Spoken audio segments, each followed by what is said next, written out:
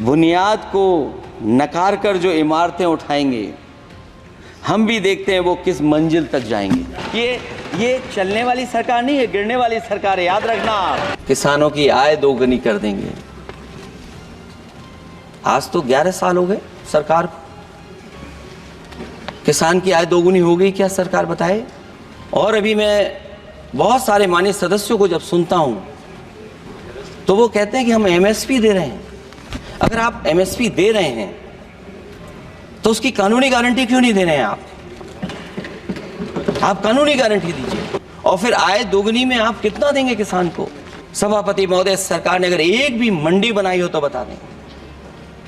हाँ, ये अलग बात है कि अगर आप कोई चीज सुधारने के लिए कोई परिवर्तन कर रहे हैं, स्टोरेज के लिए किसी को पहले ही बता दे रहे हैं, वो बात अलग है। लेकिन किसान कहां जाएगा जहां उसको रेट मिलेगी? आपने तो केवल सभापति महोदय एक चीज सीखी है पार्ले जी बिस्किट से, महंगाई और मुनाफा। इस सरकार ने 10 साल में डीएपी की बोरी को, खाद की बोरी को छोटा कर दिया। इससे और ज्यादा छोटा मत करना आप। और आपने डीएपी, जब किसान डीएपी लेने गया तो सरकार ने कहा कि बिना नैनो यूरिया के आप नहीं मिलेगा आपको। मैं सरकार से जानना चाहता हूं कि नैनो यूरिया से क्या लाभ पहुंचा है किसानों को, ये बताइए। जहां किसान आत्महत्या कर रहा है, और पिछले 10 साल में सरकार जानती होगी कि कितने किसानों ने आत्महत्या की है, लाखों लाख किसान आत्महत्या कर चुके हैं। जहां किसान तकलीफ और परेशानी में है, वहीं सबसे ज्यादा अगर संकट किसी चीज पर आया तो वो नौकरी पर आया है। हारे ही नहीं हैं आप, सीटें ही कम नहीं हुई हैं। देश के प्रधानमंत्री जी भी वोट से हारे हैं, वोट से हारे हैं। जो कभी 5 लाख तक जीतना था जिन्हें, या 10 का टारगेट बनाया था, कितने से जीते? तो कम से कम इन चीजों को तो देखें। सभापति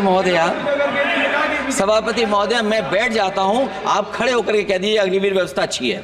कारगिल के युद्ध में सबसे ज्यादा शहीद होने वाले हिमाचल प्रदेश के वीर नौजवान थे। 4 परमवीर चक्र विजेता हुए, उसमें से 2 कैप्टन विक्रम बत्रा और सूबेदार संजय कुमार हिमाचल प्रदेश से हुए। और मैं कहता हूं, जी हां, जो लंबे समय से मांग थी 1 रैंक 1 पेंशन की, किसी सरकार ने पूरी नहीं की, वो नरेंद्र मोदी जी की सरकार ने यहां पर पूरी की है। और मैं एक बात और कहता हूं, अखिलेश यादव जी सुन ले, अग्निवीर में 100% एम्प्लॉयमेंट की गारंटी है और रहेगी। सभापति महोदय, जो मैंने बहुत छोटा सवाल पूछा था, मैं दूसरी बात कहता हूं। अगर ये जो बात आप कह रहे हो, तो आपको जरूरत क्यों पड़ रही कि आपको उत्तर प्रदेश में और प्रदेशों में कोटा देना पड़ रहा है 10%? शायद मंत्री जी नहीं रहे, इसलिए तकलीफ परेशानी ज्यादा है। और आप, अरे हमारा दर्द नहीं समझोगे, हम आपका दर्द चेहरे से पढ़ते हैं। दर्द में बताता हूं, बजट पर चर्चा करिए प्लीज, बजट पर चर्चा सभापति जी, करिए। दर्द में बताता हूं, देखिए दर्द बात पहुंचेगी कि नहीं पहुंचेगी। सभापति महोदय, उत्तर प्रदेश से जब से हारे हैं तब से कोई नमस्कार नहीं कर रहा है। तकलीफ वो है आपको। कंप्लीट करिए। वो वीडियो हमने देखा है कि कोई किसी को नमस्कार नहीं कर रहा है, कोई किसी को देख नहीं रहा है। चलिए, धन्यवाद माननीय। और जो अपने आप को बहुत ताकतवर कहते थे, बहुत ताकतवर कहते थे आप अपने आप को, जिसने हराया उसको नहीं ये हटा पा रहे हैं। अब बात समझ में नहीं आई ना? जिसने हराया उसको नहीं हटा पा रहे। और अगर सभापति महोदय, अग्निवीर व्यवस्था समाजवादी लोग स्वीकार ही नहीं कर सकते। बजट पर ये चलने वाली सरकार नहीं है, गिरने वाली सरकार है, याद रखना आप। माननीय सदस्य, और देखिए, आप क्यों नहीं समझ रहे हो? साइकिल हमारा चुनाव चिन्ह है, साइकिल ही आपको सरकार चलवा रही है। जिस दिन साइकिल हट गई, आप कहां बैठे मिलोगे? और दूसरे हमारे साथी हैं जो हमें लेकर के यहाँ लाए थे। माननीय सदस्य, हम यहाँ मैं छूट आग्रह गए, कर रही हूँ, चले गए। कंप्लीट करिए। जो सरकार मंचों से ये कहती थी कि हम किसानों की आय दोगुनी कर देंगे, आज तो 11 साल हो गए सरकार को, किसान की आय दोगुनी हो गई क्या सरकार बताए? और अभी मैं बहुत सारे माननीय सदस्यों को जब सुनता हूं तो वो कहते हैं कि हम एमएसपी दे रहे हैं। अगर आप एमएसपी दे रहे हैं तो उसकी कानूनी गारंटी क्यों नहीं दे रहे हैं आप कानूनी गारंटी दीजिए। और फिर कई बार सुनने को मिलता है कि हॉर्टिकल्चर क्रॉप्स के लिए आप क्या कर रहे हैं, उसके एमएसपी की कब तैयारी करेंगे आप? और फिर आय दोगुनी में आप कितना देंगे किसान को? जो पिछले बार बजट में कहा गया था कि एग्रीकल्चर इंफ्रास्ट्रक्चर के लिए 1 लाख करोड़ देश को मिलेगा। अगर 1 लाख करोड़ देश को मिला होगा एग्रीकल्चर इंफ्रास्ट्रक्चर को, तो कम से कम यूपी का शेयर कुछ तो रहा होगा। सभापति महोदय, सरकार ने अगर एक भी मंडी बनाई हो तो बता दें। हाँ, ये अलग बात है कि अगर आप कोई चीज सुधारने के लिए कोई परिवर्तन कर रहे हैं, स्टोरेज के लिए किसी को पहले ही बता दे रहे हैं, वो बात अलग है। लेकिन किसान कहां जाएगा जहां उसको रेट मिलेगी? और फिर ये इस बजट में कहा जा रहा है कि हम 109 high yielding and climate resilient varieties लाएंगे। तो सभापति महोदय, हम अपने माननीय मंत्री से कहेंगे कि वो ग्लोबल वार्मिंग के लिए जो आप काम पिछले कितने वर्षों से कर रहे हैं, क्या हुआ उस ग्लोबल वार्मिंग का? COP21 में भी आप हुआ है, G20 में भी आपने आश्वासन दिया और कुछ नहीं किया। तो आपको क्या लाना पड़ रहा है? 109 high yielding and climate resilient varieties. आप मुझे बताओ किसान पर कब तक पहुंचाओगे आप? और उसको पहुंचाने के लिए आपके पास क्या इंतजाम है? और फिर दूसरे पैराग्राफ में फिर बदल जाते हैं आप। अभी आप बात कर रहे हैं रेजिलेंट वैरायटीज की और फिर आप कह रहे हैं कि हम नेचुरल फार्मिंग को बढ़ावा देंगे।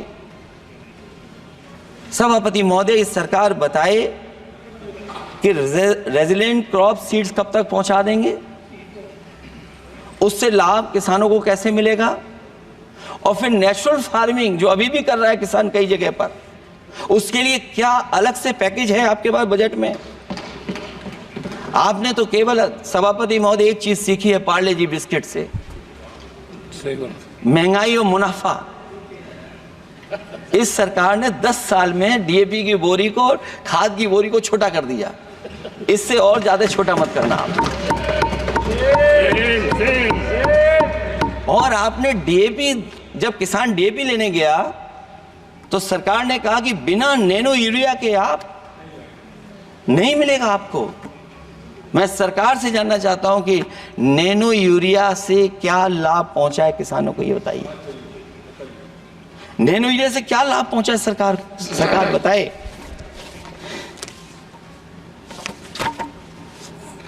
हमारे यहां बड़े बड़े आयोजन हुए सभापति महोदय, इन्वेस्टमेंट मीट के बड़े बड़े आयोजन हुए इन्वेस्टमेंट मीट के, और 5 लाख करोड़ के एमओयू साइन हो गए। 5 लाख करोड़ के। मैं ये सभापति महोदय, बजट हमारी क्या मदद कर रहा है उत्तर प्रदेश के उद्योग लाने के लिए? और ऐसे आयोजन हुए जिसमें देश के प्रधानमंत्री आए, देश के राष्ट्रपति आए और देश के जितने बड़े उद्योगपति सब आए थे। लेकिन आज यूपी को क्या मिला वहां पर? किसानों के लिए एग्रीकल्चर सेक्टर में बड़े बड़े एमओयू हुए, लेकिन आज जमीन पर कुछ नहीं दिखाई दे रहा है। मुझे याद है समाजवादी सरकार में, क्योंकि देश का सबसे ज्यादा उत्पादन दूध का अगर कहीं हो रहा है तो उत्तर प्रदेश में हो रहा है, और उस उत्पादन को बढ़ावा देने के लिए और इन्वेस्टमेंट लाने के लिए उस समय की सरकार ने फैसला लिया कि अगर बाहर से भी कोई डेयरी या डेयरी प्लांट लगाना चाहेगा तो उसमें सरकार सहयोग करेगी। और परिणाम ये हुआ कि गुजरात की 3 अमूल प्लांट लग गए यूपी में। तो मैंने उद्घाटन किए, एक देरी से हुआ तो देश के प्रधानमंत्री जी ने किया। लेकिन उसके बाद कोई नया प्लांट आया हो तो बता दें। जो अमूल से पुरानी संस्था है क्या उसका सहयोग कुछ करेंगे आप लोग? क्या आप पराग का सहयोग करेंगे कुछ? न केवल दूध उत्पादन में उत्तर प्रदेश आगे है, बल्कि चीनी में और गन्ने की पैदावार में भी कभी आगे कभी पीछे होता है। किसानों को भरोसा दिलाया गया था कि उनकी भी आय दोगुनी हो जाएगी, उनको भी बहुत सुविधाएं दी जाएंगी, बिजली फ्री दी जाएगी। सभापति महोदया उन्हें फ्री बिजली नहीं दी सका। यह आश्वासन था आपका। और आज अगर उत्तर प्रदेश पिछड़ इसलिए रहा है क्योंकि सबसे महंगी बिजली अगर कहीं कोई पा रहा है तो उत्तर प्रदेश पा रहा है। और मुझे याद है, क्योंकि बात ये मुझे इसलिए कहना चाहिए, बीजेपी के एक विधायक जो सबसे बुजुर्ग थे, वो देश के प्रधानमंत्री जी के क्षेत्र में बिजली 24 घंटे आए, उसके लिए वो धरने पे बैठ गए थे। वहां के अधिकारियों ने कहा कि बुजुर्ग हैं, इनका स्वास्थ्य बेहतर नहीं है, इनका धरना आप उठवा दीजिए। मैंने सभापति महोदय उनको बुलाया, मैंने उनकी बात सुनी। उन्होंने कहा कि प्रधानमंत्री जी के क्षेत्र में 24 घंटे बिजली होनी चाहिए। उसी दिन मैंने फैसला ले लिया कि प्रधानमंत्री के क्षेत्र में 24 घंटे रहेगी बिजली। और मैंने उससे मांग की सभापति महोदय कि उत्तर प्रदेश देश के प्रधानमंत्री को बनाने में सबसे बड़ा सहयोग किया है, इसका कम से कम बिजली का कोटा तो बढ़ जाए यूपी का। वो 8 साल हो गए, उत्तर प्रदेश ने देश के प्रधानमंत्री को तो दे दिया, लेकिन अभी तक बिजली का कोटा नहीं बढ़ा। हमें उम्मीद है 11 शुभ होता है, इस 11वें बजट में कुछ तो सुविधाएं ऐसी उत्तर प्रदेश को दी जाएंगी जिससे वहां के लोगों को लाभ पहुंचे, मदद पहुंचे।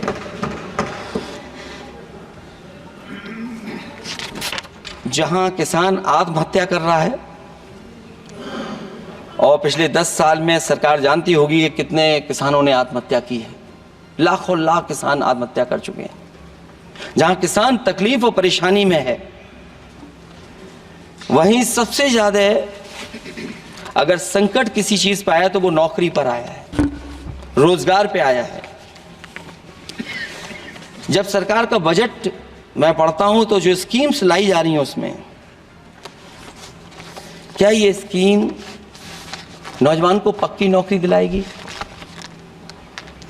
क्या इन स्कीम से 5,000 रुपए देकर के आप नौजवान का भविष्य बनाना चाहते हैं? आप क्या दे रहे हैं आप? और मुझे तो ये लगता है कि जो वर्क फोर्स आप बना रहे हैं ट्रेनिंग देकर के सरकार के पैसे से, अंतोगत्वा इनको भी एक्सप्लॉइट वही लोग करेंगे, उद्योगपति। आखिरकार जब इतनी टेक्निकल, इतनी ट्रेन फोर्स होगी, तो आप ये मुझे बताइए कि उसके भविष्य क्या होगा। अगर इतने बड़े पैमाने पे आप ट्रेनिंग करा रहे हो, सरकार का बजट उसमें खर्च हो रहा है, तो सभापति महोदय उनका भविष्य क्या होगा? 5 साल के बाद। और जो अग्निवीर वाली नौकरी है, सभापति महोदय, कोई भी नौजवान जो फौज के लिए तैयारी करता है वो कभी स्वीकार नहीं कर सकता। जब पहली बार ये स्कीम आई थी अग्निवीर, उस समय बड़े बड़े उद्योगपतियों से ट्वीट कराया गया था कि अग्निवीर से अच्छी कोई योजना नहीं है, इनको हम नौकरी दे देंगे, हम अपने यहां रख लेंगे। और शायद सरकार में बैठे लोगों को यह बात याद होगी, क्योंकि सरकार खुद स्वीकार करती है स्कीम ठीक नहीं है, तभी वो अपनी अपनी सरकारों से कह रहे हैं कि अग्निवीर वाले जो लौट करके आएंगे उन्हें कोटा दीजिए, आप नौकरी दीजिए।